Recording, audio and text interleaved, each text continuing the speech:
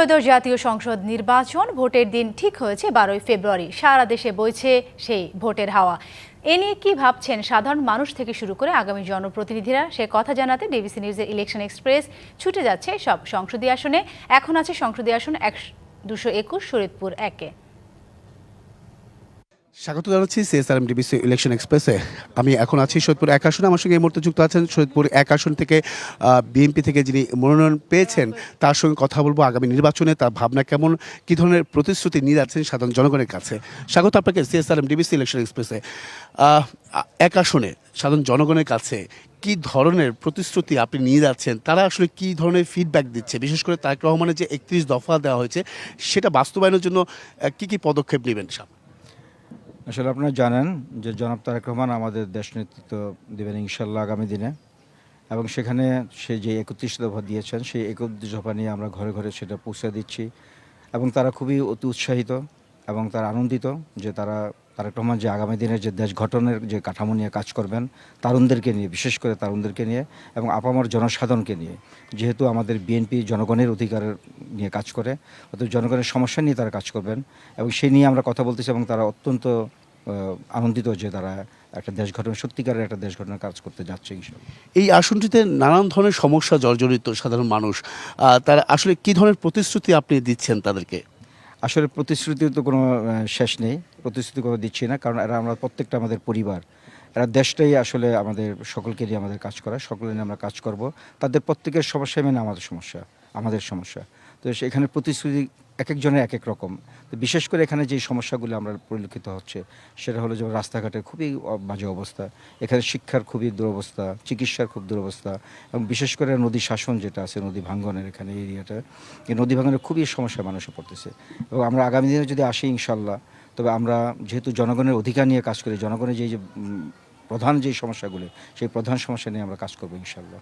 যারা প্রথম ভোটার হয়েছেন, যারা এবার নির্বাচনে ভোট দিতে যাবেন, তাদের জন্য কোনো ধরনের বার্তা আছে কিনা বিএনপির পক্ষ থেকে আপনার এই আসনটিতে? হ্যাঁ, ইনশাল্লাহ সেই প্রোগ্রাম তো অবশ্যই আছে।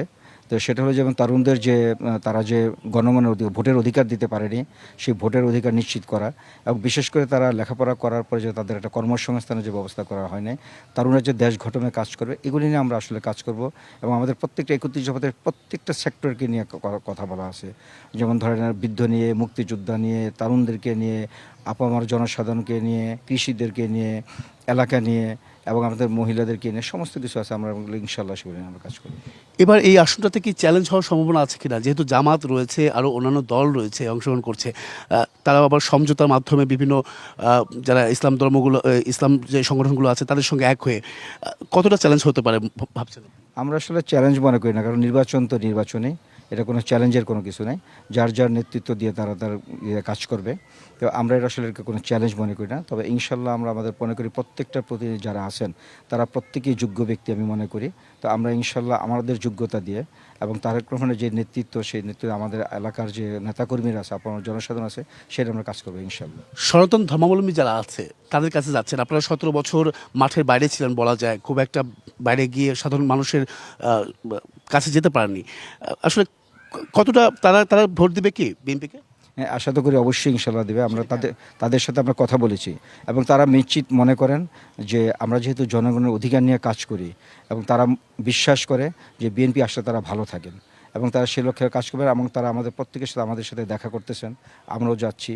এবং বিশেষ করে সবচেয়ে বড় এখানে যে অনেক আমাদের দেশের ভিতরে বিভিন্ন জায়গায় যে দলের ভিতর, বড় দলের ভিতরে বিভিন্ন রকম কোন্দল থাকে, কিন্তু আমাদের এখানে সত্যিকারের খুবই যে এখানে আমার পাশে আছে, ডান পাশে বসা, যিনি আমাদের বারবার 3বারের এখানে দিয়ে আসছেন, সংসদ সদস্য ছিলেন, সেও আমাদের সাথে একাত্ম থেকে কাজ করছে। এখানে প্রত্যেকেই দলের প্রতি অত্যন্ত শ্রদ্ধা নিয়ে কাজ করতেছেন, এবং তারেক রহমানের যে আহ্বান, সেই আহ্বানকে সবাই খুবই সাড়া দিচ্ছেন যে সকলে মিলে আমরা একলগে কাজ করব এবং দেশের নিয়ে কাজ করব।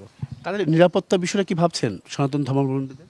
হ্যাঁ, অবশ্যই আমি এখানে নিরাপত্তা তেমন কোনো সমস্যা আমরা দেখতেছি না। আমরা ইনশাল্লাহ সবাই যেহেতু আমরা একত্রে কাজ করব, আমরা এই মেসেজগুলো দিচ্ছি যে আমরা সবাই এক, এই দেশ সকলের, এই দেশ সবার অধিকার, এখানে এই দেশ কারো একার নয়, আমরা সকলে মিলে এক লগে কাঁধে কাঁধ মিলে আমরা কাজ করবো। অসংখ্য ধন্যবাদ, আমাদের সঙ্গে আপনি এতক্ষণ যুক্ত ছিলেন। পরবর্তীতে বিকেল 5টায় থাকছে সিলেট 1 আসন, সেখানে তুলে ধরা হবে বিভিন্ন রাজনৈতিক দলের মনোনয়ন যারা পেয়েছেন তারা কি ভাবছেন আগামী নির্বাচনকে কেন্দ্র করে, সেসব বিষয়। সঙ্গে থাকুন CSRM DBC ইলেকশন এক্সপ্রেসের।